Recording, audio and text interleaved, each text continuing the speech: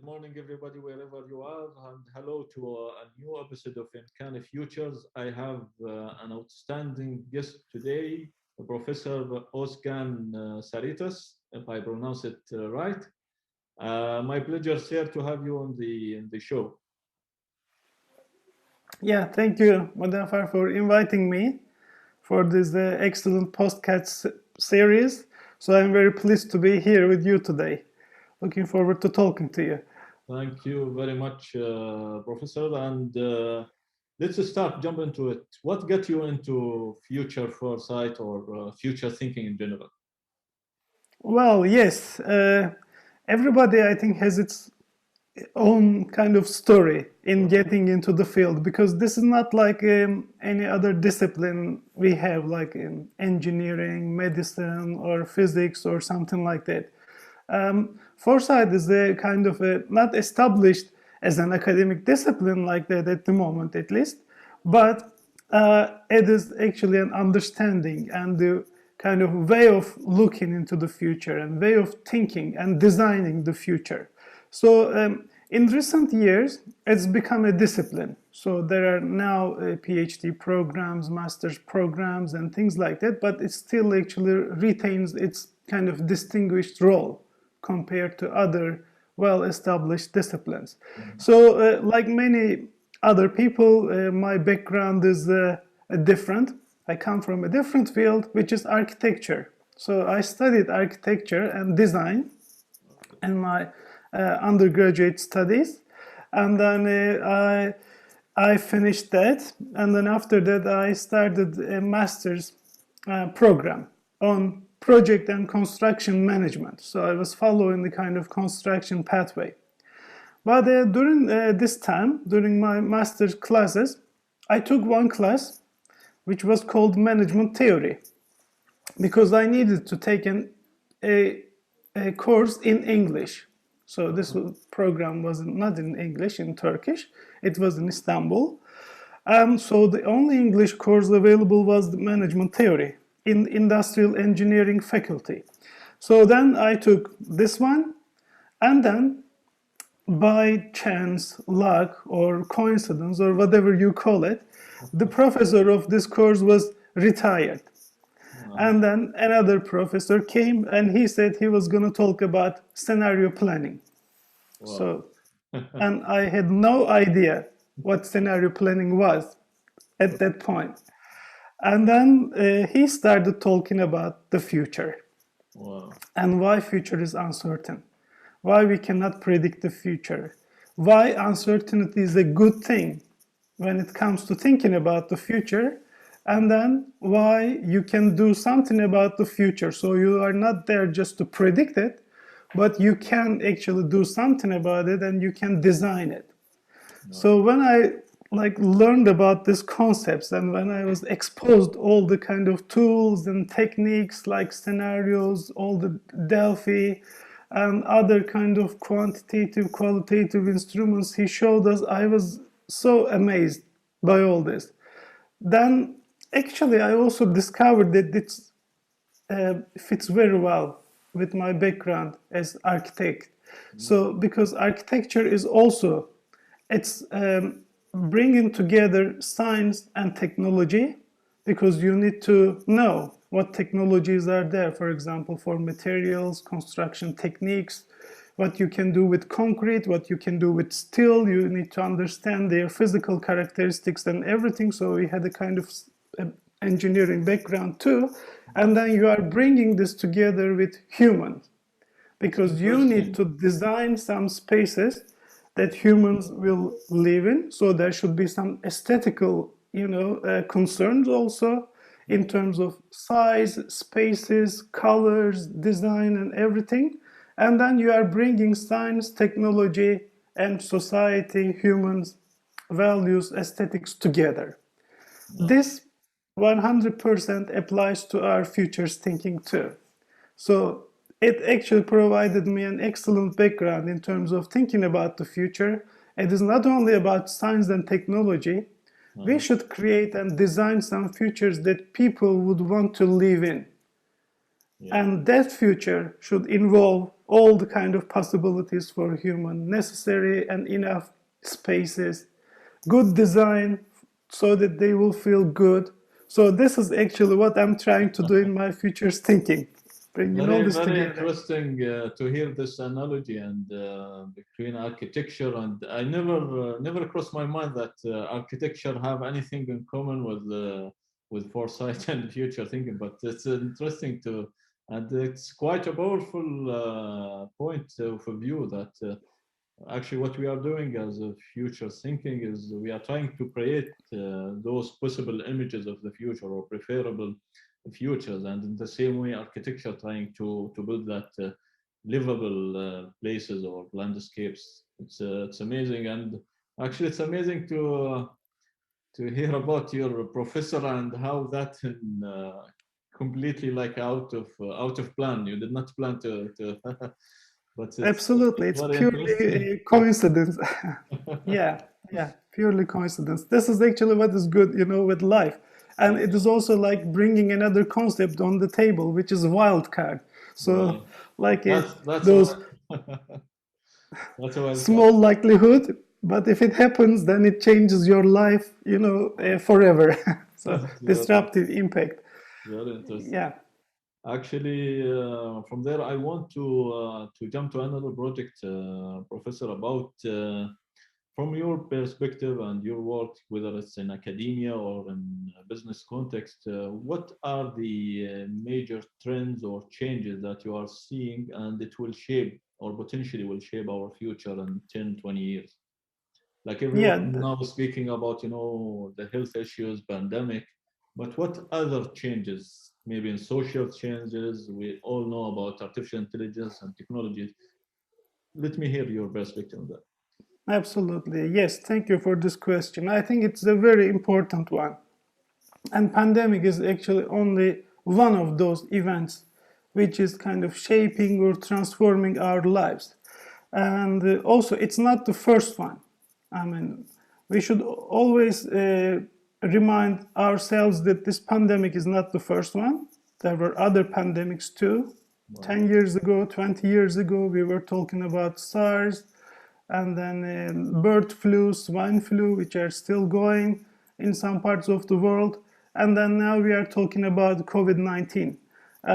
So pandemics will be part of our lives. I remember, when we were writing some reports for example, different projects for the European Commission or for the, different clients, we were always talking about the pandemic. So in many ways, it wasn't like unknown.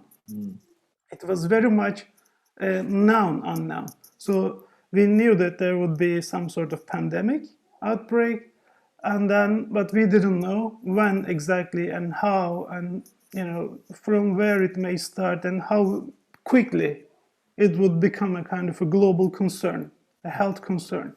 Well, at the beginning, it starts as a health concern, but this pandemic helps to see that the problem is not only about health. So the world is a system.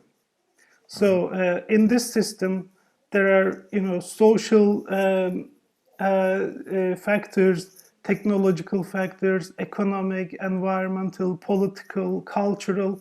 So it's an ecosystem of all these factors coming together and forming our lives.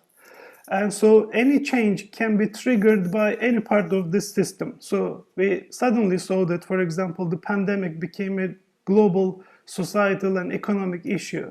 And many countries are now concerned whether they should open up or not because the pandemic outbreak. So on the one side, there is the great health concern. On the other side, you have all these lockdowns affecting your economy. So you can see the causal relationships between different trends and different developments and how they affect each other. So in the future, this change can be triggered by any other part of the system and then may become again a kind of a global societal or environmental concern. Whether it would be triggered by climate change, for example, because climate change is affecting the amount of land we have for agriculture, for example. It affects the availability of food. And then food availability is very much dependent on water. And then water and food are also related to energy. So the next change or next wave could be triggered by any of this, or by an economic, for example, crisis. So what I said for pandemic is the same for the economic crisis, for example.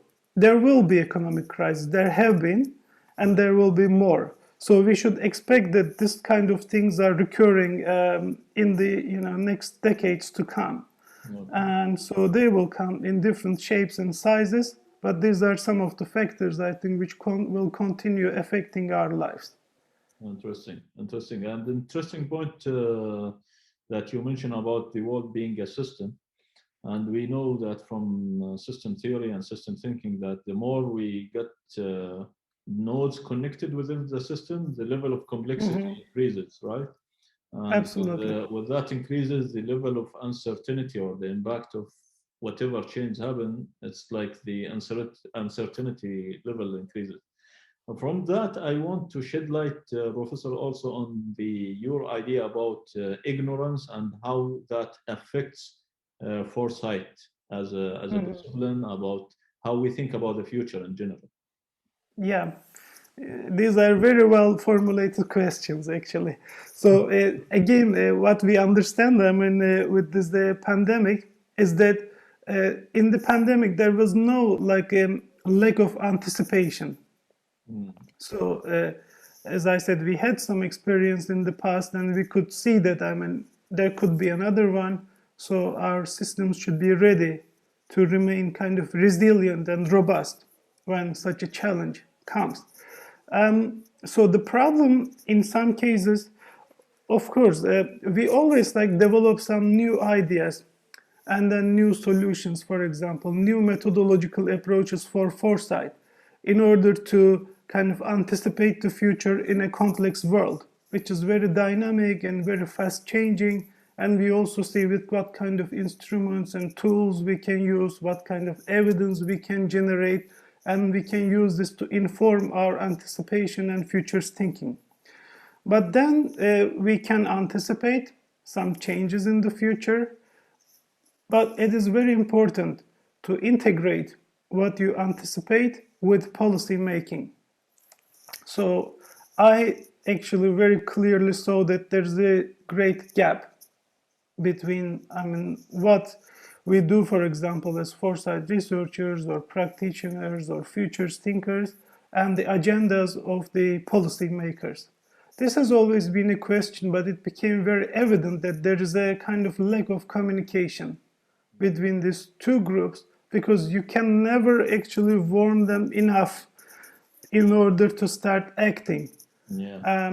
So that is why I consider that ignorance is an important problem, because sometimes people know that things are coming or things are going to happen, but because of, I think, different kind of expectations and different agendas, then this can never find a way itself in their kind of thinking. So short-termism, for example, can be more dominant than long-term and systemic and future-oriented thinking, and then taking some kind of actions and policies from now to be prepared for the future. So unfortunately, we still have this gap, and I think we need to find some ways to address this gap due to the ignorance. Very, very true, and it's very true also in different contexts, whether it's like in corporations and NGOs. I faced it in many interactions. The short-termism, the focus on operational and what tangible, what we can feel and measure, rather than long-term and long-term future thinking. And but tell me, what's your tricks to deal with that? How you deal with that kind of mindset? Yeah, well, from our side, I mean, of course, things that we can do are limited, but still there are things. Yeah. First of all, like an increasing engagement and awareness of our kind of foresight studies or our kind of work related to anticipation of future developments or emerging change. So we always try to find, for example, bring the policymakers into this kind of stakeholder group so that they can also view, understand, exchange, and there's a great element of mutual learning. So foresight is not only about the product or end report or some anticipation as such, but it's a process. So this process is participative, inclusive, and it should be as open as possible in order to make sure that we can bring all these actors together, including policymakers, industry, society, research institutions, educational institutions, and so on. So this is one of the things that we have been trying to do. And the second thing which became more kind of available recently is the use of evidence, more evidence. And this evidence in a comes... sense of having more quantitative data, you mean? That's right, yes. So in the past, of course, we had very limited opportunities. So what was our evidence? Our evidence was what was written in literature, for example, in some journals or publications and books and so on, or experts, in certain areas. So we relied very much on their knowledge and experience, which we still do very much. But now we have new instruments like big data, for example, because the data in the world is now created on a continuous basis. So for one expert or one publication or several experts, several publications, it is impossible to understand the dynamics of change. So therefore, we are trying to now look at the kind of big data which is generated on a continuous basis around the world. So, I mean, the world is generating all the time. So even if it is in the night in here, it's the day in the other part of the world. So the generation continues. And there is no like a one, human being or such human capacity which may grasp all this change and all this knowledge being generated. So we try to use computers and tools like, machine learning, and moving slightly towards like artificial intelligence in terms of collecting data and analyzing it, visualizing it, interpreting it, and then presenting it. So there are all sorts of new possibilities, and this helps us to show some new evidence. The evidence coming from this kind of collective intelligence from all around the world. So we have a team of people, for example, in our institute. They are developing this intelligent foresight analytics system, which is called IFORA.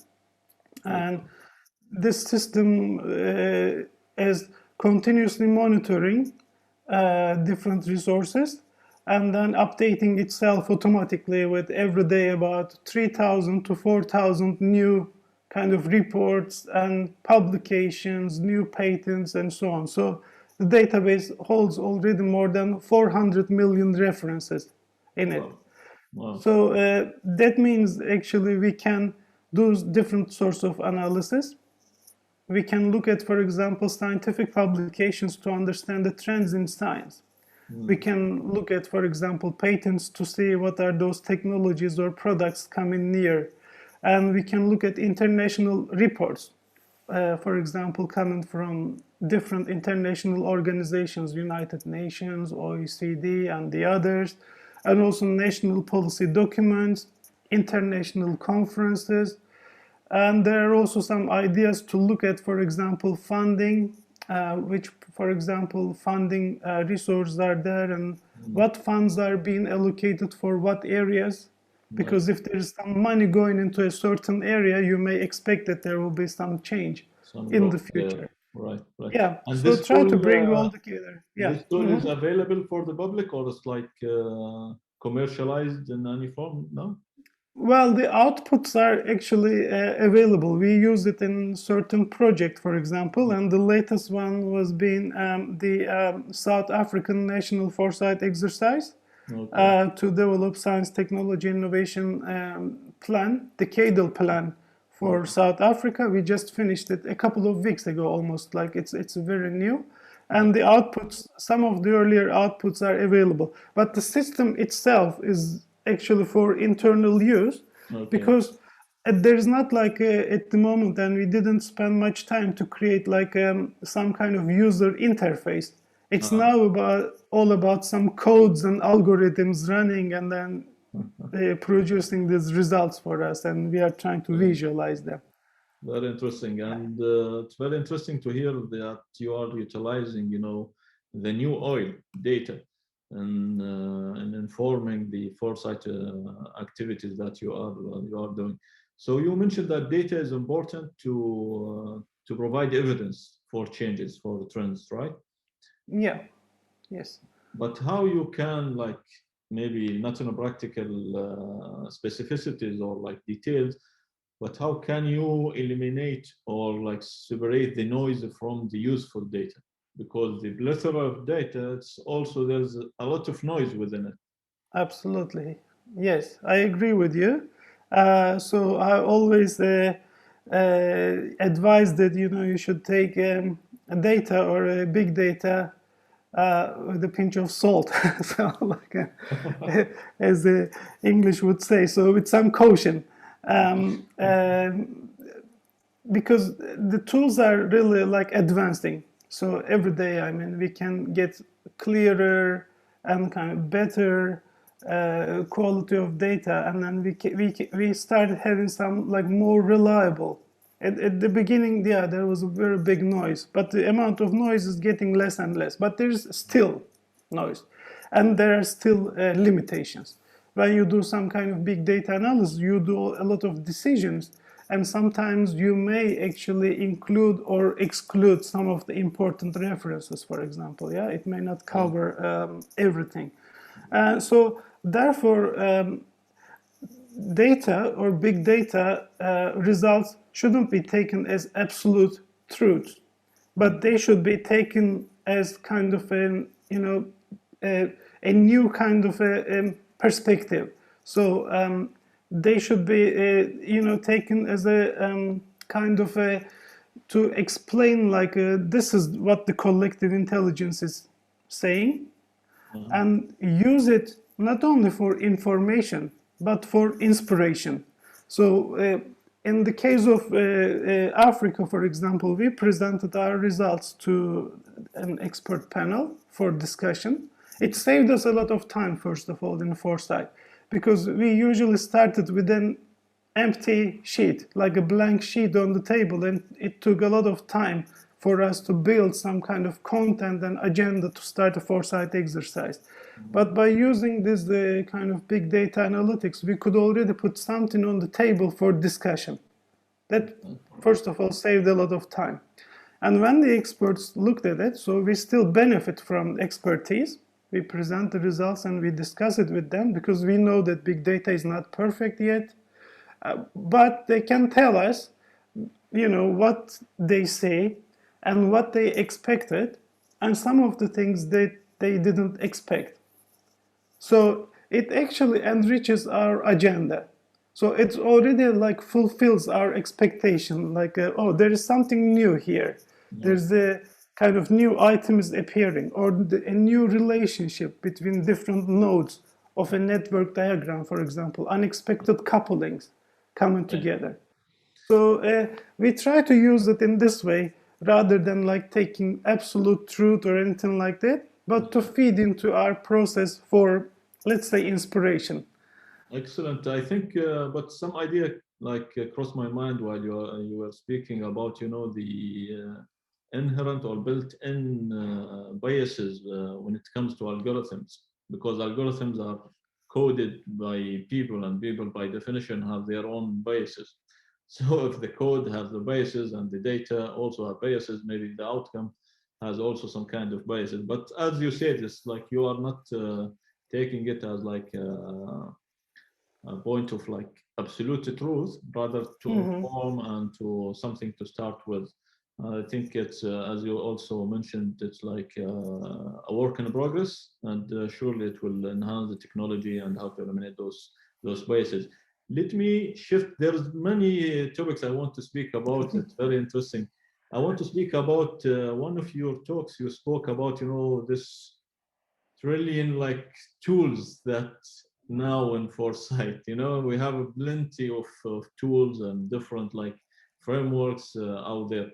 What's your approach to pick the right tools for a certain like engagement? For example, if you are working with government, you will work with like different set of tools, or if you are working with an NGO and you'll pick like another set of tools. How you approach that? Yes, that's another good question. The selection of tools and methods actually is always the kind of point that you need to think. This is where the art of foresight comes in. So this is where you really design a sort of methodology and approach. In many cases, people tend to jump into a foresight exercise with some predetermined tools and techniques. Maybe they saw it somewhere else, or they like it, or they have the capacity, or they understand that one, and then they try to apply that. But methods, as Derrida said, methods may pass by the problem. So you need to first of all understand the problem, like understand what is the issue, what is the context, understand kind of your context and its dynamics, and then how it is changing, and what kind of instruments and approaches would be more suitable. And then you decide, for example, what are those entry points or triggering points that you want to focus on. So these are like the content of your foresight exercise. So I identify like 3 elements when you design your foresight methodology. One is the context, understanding the environment. What is the environment and what are its conditions? Because we worked with very many different countries. For example, during my practical experience, a very small country like Mauritius, or a very big country like Russia.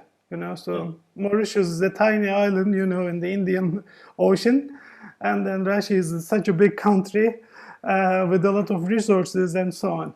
So you may not use the same approach because scales are different, conditions are different, and expectations are different.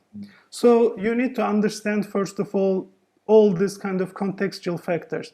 Then you shape the content of your foresight exercise. So what are those points? What are those, for example, key themes, areas, or technologies that you will focus on? This is already a big selection process.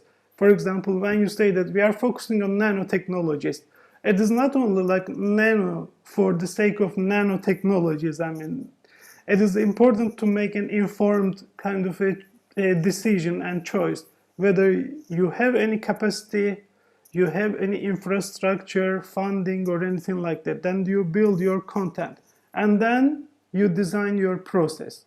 Okay. So you look at the tools, and some of these tools will help you to understand the systems. For example, environmental scanning, horizon scanning, and all this sort of tools help us to understand trends, drivers of change, and some of the wildcards and weak signals in society, technology, economy, etc. And then you may choose some tools which will help you to look into the future, to where like there's more creativity, for example, to design alternative futures. Some scenarios, simulations, or some modeling techniques and alternative kind of tools that you may use to generate different outlooks of the world. Then there are different tools which help you to build visions and priorities.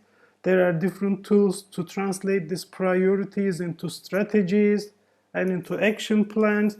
So you need to be aware of, first of all, what you are doing, and then choose among those tools.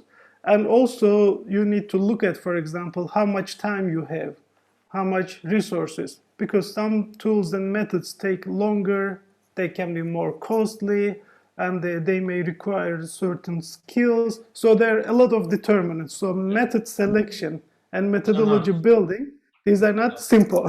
This is the art of foresight. Actually, content, and the process, of course, with all the resources available, time, maybe different stakeholders who are involved, the level of like the stakeholders involved, and etc.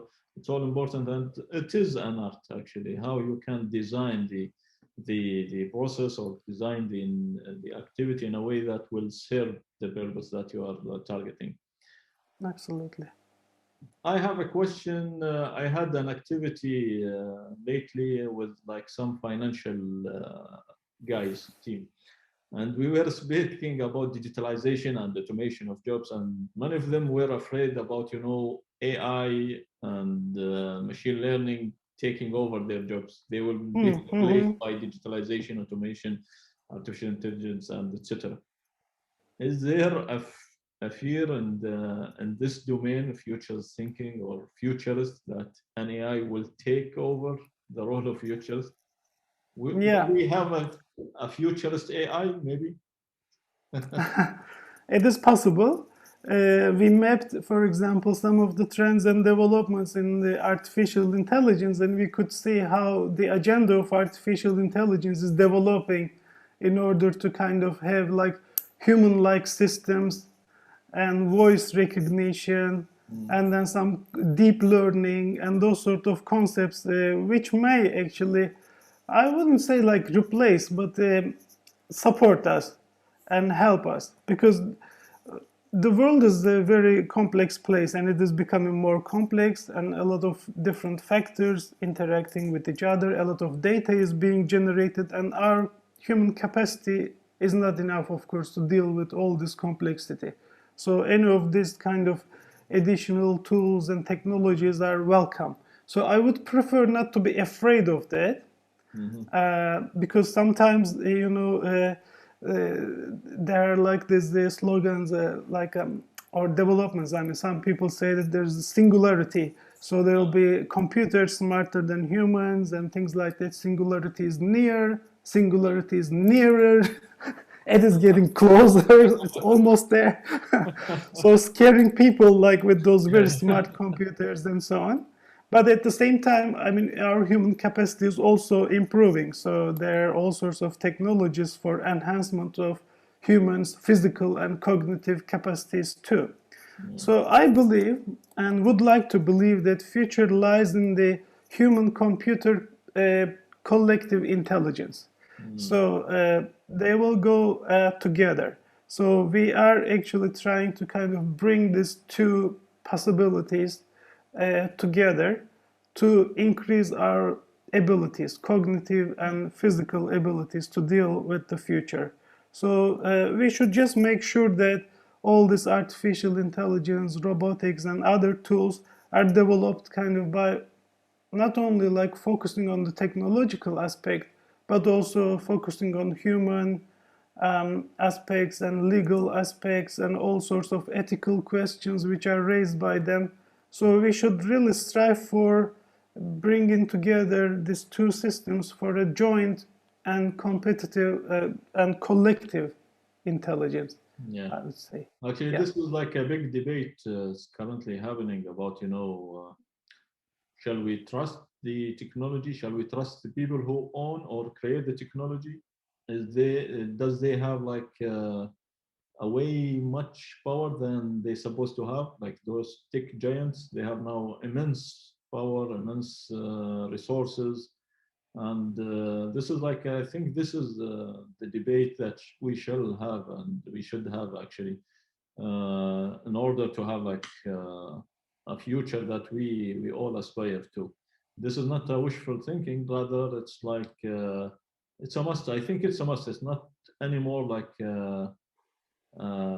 just luxurious or something to speak in over a cup of coffee or something. It's like it's a must. This discussion, this policies needs to be in place to make sure that neither of those catastrophic futures could happen in the future, like an AI or robots taking over the world. Yes, you are absolutely right, Mudaffar. So I recently started actually working closer with scientists. To my surprise, I started seeing that there are still a lot of scientists who are not concerned with or who are not aware with the kind of ethical, legal, and the other kind of cultural impacts of their kind of research. So we have been discussing this concept of foresight on site. So how to bring foresight on site, like on the agendas of the scientists, so they could actually think about the different aspects and different impacts, consequences of their science right from the beginning of the research and development phase. Otherwise, of course, there will be all sorts of catastrophic results, or their research may be stopped because this is not a linear process anymore. So the society's concerns and expectations should be taken into account, and scientists should be aware of all these concerns. And that is why it is very important to have foresight on site, like in a lab, in a kind of research environment, and it should be integrated in day-to-day thinking about scientists and policymakers, for example, referring back to our earlier discussion in terms of ignorance. So they should be all made aware by bringing futures thinking into their daily practices. Yeah, absolutely right. And I want to hear your perspective, Professor, about the cultural aspect and how we can, as people in the domain, how we can utilize the cultural values, worldviews in making that happen. How we can start from a cultural background. You know, every country, every region has its own different cultural background. How we can utilize that and start from that to address those concerns, to address those patterns that we are seeing. Yeah, that's another good point. First of all, I mean, maybe it's a bit like a cliche, but our differences are actually our richnesses. So we need to come to this understanding, first of all, in the world, because like with the world with the monocolored kind of, without any kind of diversity or variations, it would have been a very boring place to live in. So we are humans, and with our kind of backgrounds, cultures, our beliefs, and everything, I think so, and all of them are beautiful, I think. So there are all sorts of kind of manipulations made to exploit them in certain ways and then use it for, or abuse them for different purposes, but we should really kind of leave this behind and then should focus on like our common futures together with coexistence. So this is one of the key messages. Otherwise, for example, there's futures thinking everywhere. I mean, everybody has their own kind of understanding of futures and their own way of doing something about this future, and we should really explore this and understand this and create synergies between them, because I think we should be inspired by the nature for this. Nature is so diverse.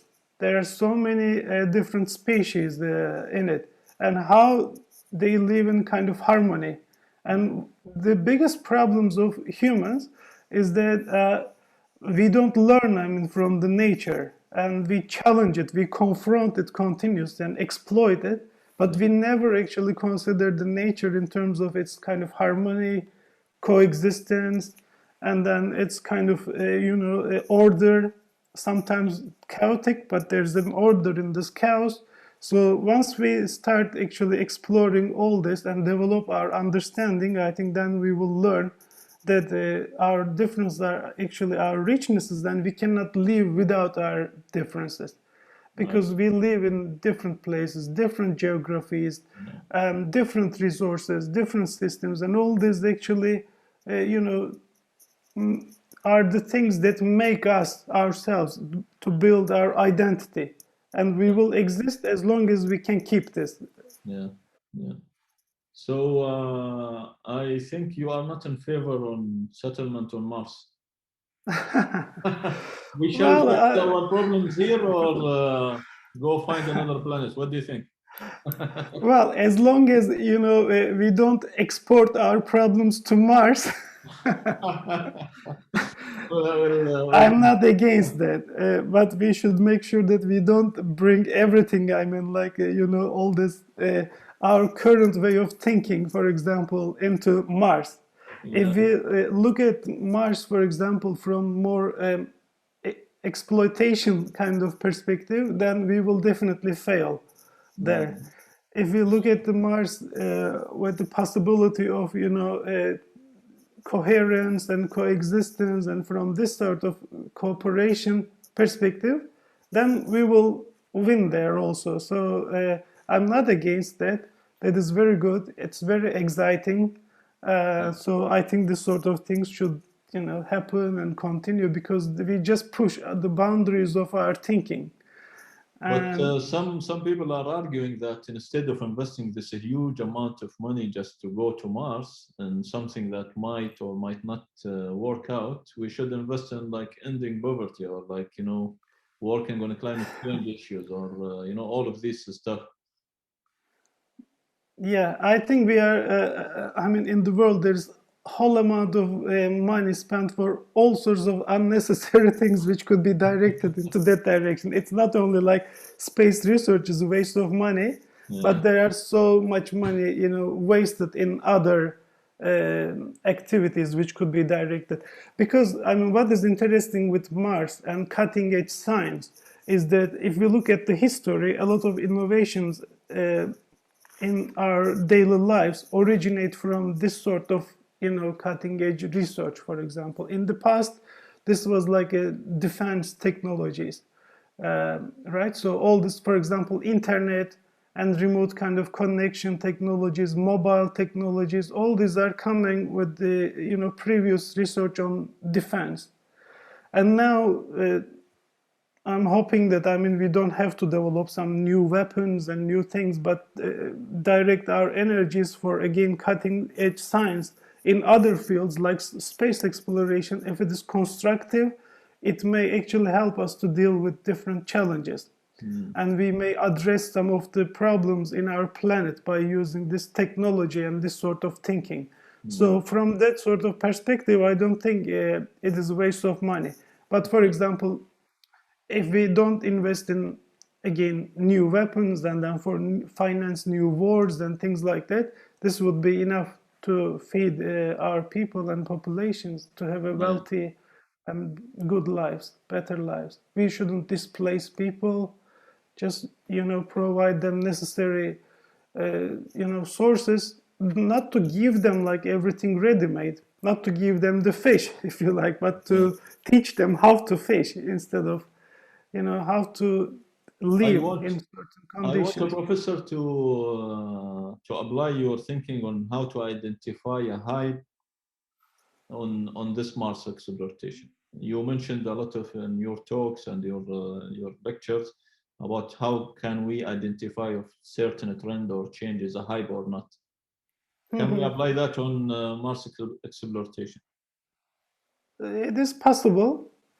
We do. I talked about like data analytics and different tools and techniques we use, and we try to look at, for example, different sources of information, because each information source tells us a different part of the story. So we try to use them kind of in a complementary way to get the full story. And one of those kind of analysis that we do, we look at media, so what is in the agenda of media, for example, and compare it with the agenda of science and the technology. So we look at, for example, at the very simple terms, scientific publications and news. And when we compare scientific publications and news, we see that some of the things, mentioned in the news, for example, they have no scientific grounding. Okay. So science is not actually engaged with. So that is a clear hype, for example. It is only spoken by, media and but without any kind of evidence. Right. Yes. There are some of the areas which are mentioned in media, but also in science. So we see a great match between them. So we can understand that this is not actually a hype. So this is more or less reality. And there are also some areas which haven't found their ways in media yet, but they are on the agenda of scientists. Maybe they are at the very kind of basic level, so they haven't demonstrated yet any practical applications, so they haven't come into the radar of media yet. So when you compare these two sources of information, then you can have an idea, at least, what could be hype potentially and what is the real science, and then whether there's any gap between them or not. Very, very interesting. My last question, Professor, and I enjoyed the discussion a lot. My last question: what would be your advice to someone who's just getting into the field? What were your mistakes when you started, and your advice how to avoid them? Well, yeah, I think any of us probably make mistakes, but it is important that to understand, that this is a kind of a continuous learning experience, right? And it's never too late. So, first of all, lifelong learning. So we can always explore some new things and see some new things and understand, the world, the nature, and ourselves, and then find some ways to create some synergies to position ourselves in the best way in our lives. Because it's very important that to understand, for example, who you are, what your skills are, what you like to do, and then match it, what the requirements of the world are, businesses are, or policy are, and things like that. So exploring yourself is probably an important first step and understanding. So that's why I think a good first step to begin with is to open all the radars and then try to understand the world. And, after you talked about systems thinking, this was the topic of my PhD thesis, actually, systems thinking for foresight. And that's why I don't distinguish anymore. This is my field, and the other things I don't care about. I care about anything, because I see that this is life. And life is composed of all different systems and with their kind of synergy. Sometimes the failures are if we make some mistakes, which may affect the mechanism and the principles of the system and how it operates. So we need to understand that there might be some further implications of our simple mistakes, and it may grow and it may have some implications, like in the case of pandemic, as we spoke at the very beginning. It may become a global economic issue, for example. Right. And so I advise everyone just to open radars and look at different things at different levels, and never ignore anything, any piece of information or any piece of advice. And then they will actually find their way, and they will be able to position themselves within this complex system. And then they will see them as the agents to start the change process. Because we need scientists, we need policymakers, we need industrialists, entrepreneurs, for example, innovators, we need infrastructures, builders, and everything. So we should just understand that we are a part of this big system, and we are all responsible for a better future. Nice. So keep learning, have an open-minded approach, open to different fields, different changes that happen, not only to focus on technology or economy, whether which is your specialty, rather look at different aspects.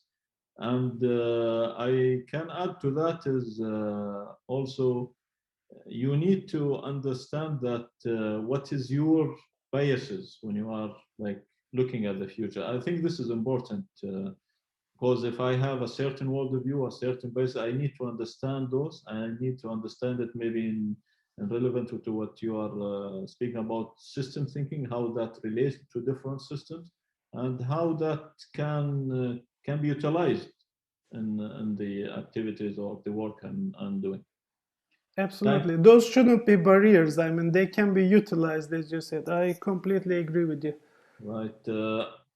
Thank you very much, Professor, for the very informative, very interesting conversation. Any final thoughts, final message you want to deliver to our audience?